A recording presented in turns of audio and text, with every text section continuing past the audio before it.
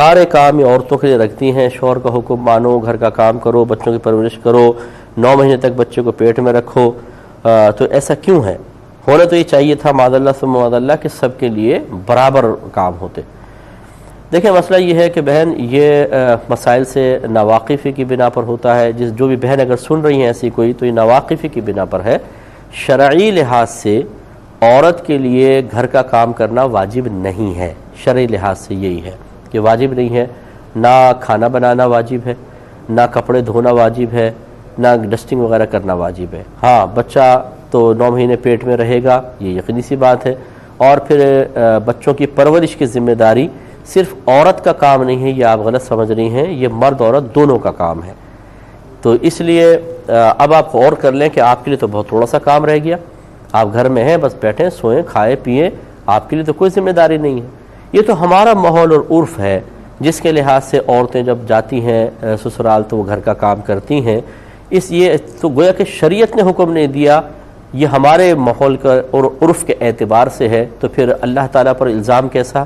پہلے تو اپنی غلطی آپ یہ نوٹ کریں اور یاد رکھیں کہ میں جب اس قسم کی بات کہتا ہوں تو اس کا مطلب یہ نہیں ہوتا کہ میں عورتوں کو ترغیب دے رہا ہوں کہ آپ گھر کے کام نہ کریں، بلکہ میں تو جو واجب ہے یا واجب نہیں ہے اس کی صرف نشاندہی کر رہا ہوں. بہن اگر گھر کا کام کریں بہت اچھی بات ہے.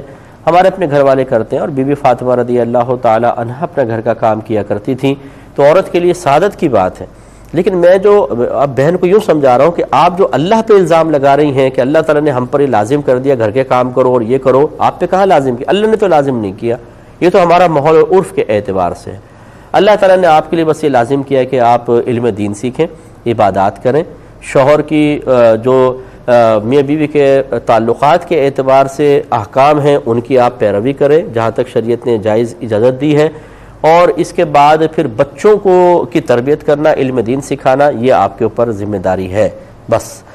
باقی آپ شوہر کو لے لیں، اس پہ بیوی کا نان نفقہ واجب، بچوں کا نان نفقہ واجب، کھانا پینا، لباس اور رہائش یہ فراہم کرنا شوہر پہ لازم، حلال کما کے لانا شوہر پہ لازم، بچوں کی تربیت میں حصہ دار بننا شوہر پہ لازم. تو آپ یہ دیکھیے کہ کام جو اللہ نے مقرر کیے تو برابر ہے، بلکہ اگر مرد کے لیے دیکھا جائے تو زیادہ ٹف ٹائم اللہ نے اس کو دیا ہے. آپ اگر 9 مہینے بچے کو پیٹ میں رکھتی ہیں اور دودھ پلاتی ہیں تو اللہ تعالیٰ نے آپ کو اس کے ریوارڈ بھی دیا ہے، انعام دیا ہے کہ آپ کا حق باپ کے حق سے 3 گنا زیادہ رکھا ہے. ایک صحابی آئے، یا رسول اللہ صلی اللہ علیہ وسلم مجھ پہ سب سے زیادہ حق کس کا ہے؟ فرمایا آپ کی والدہ کا. عرض کی ان کے بعد؟ فرمایا آپ کی والدہ کا.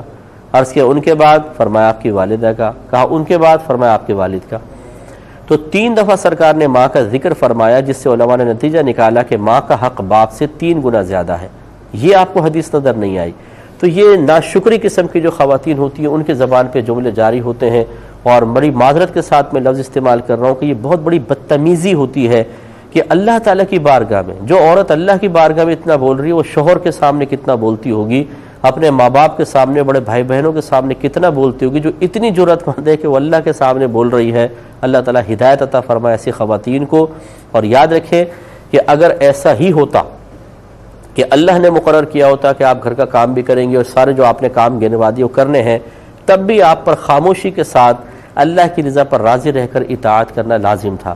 اللہ کی تقسیم پر اعتراض کرنا مسلمان کا کام نہیں ہے، یہ شیطان کا کام ہے. کیونکہ سب سے پہلے اللہ تعالیٰ نے جب آدم علیہ السلام کو پیدا کر کے شیطان اور تمام فرشتوں کو حکم دیا کہ ان کو سجدہ کریں، یہ اللہ کی تقسیم تھی کہ آدم علیہ السلام کے لیے عزت اور ان کے لیے بظاہر تھوڑی سی مطلب یہ کہ ان کے مقابلے میں کم عزت، کیونکہ اللہ کے حکم ماننے میں عزت ہے لیکن کم عزت. شیطان اس تقسیم پر راضی نہ ہوا اور اس نے کہا میں ان کو سجدہ نہیں کر سکتا ہوں. تو اللہ نے فرمایا ابا واستکبر وکان من الکافرین، اس نے انکار کیا، تکبر کیا اور کفر کرنے والوں میں سے ہو گیا. اس لیے اچھی طرح میری بہن یاد رکھے کہ جو اللہ تعالیٰ کی تقسیم پر اعتراض کرتا ہے وہ دائرہ اسلام سے خارج ہو جاتا ہے. اگر آپ نے اعتراض کیا ہے اللہ تعالیٰ کی تقسیم پر اور یہ ایسا کیوں کیا اور کیوں کیا، تو پھر احتیاطاً تجدید ایمان، تجدید نکاح کریں، یہ بہت ضروری ہے. اور جتنی میری بہنیں مجھے دیکھ رہی ہیں میں ان سے گزارش کرتا ہوں کہ کبھی بھی اللہ تعالیٰ کی کسی تقسیم پر اعتراض پیدا نہ کریں، وہ حکیم مطلق ہے.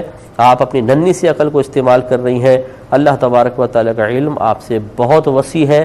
بالکل یوں سمجھ لیجئے بلا تمثیل سمجھانے کے لیے کہ آپ لوگ ہزارہ فیصلے کرتے ہوں گے جو آپ کے بچوں کو سمجھ میں نہیں آتے. ماں باپ جو فیصلے کرتے ہیں خاندانی اعتبار سے، لین دین کرنا ہے خاندان میں، وہ ماں باپ ہی فیصلہ کرتے ہیں، بچوں کو سمجھ میں نہیں آتے.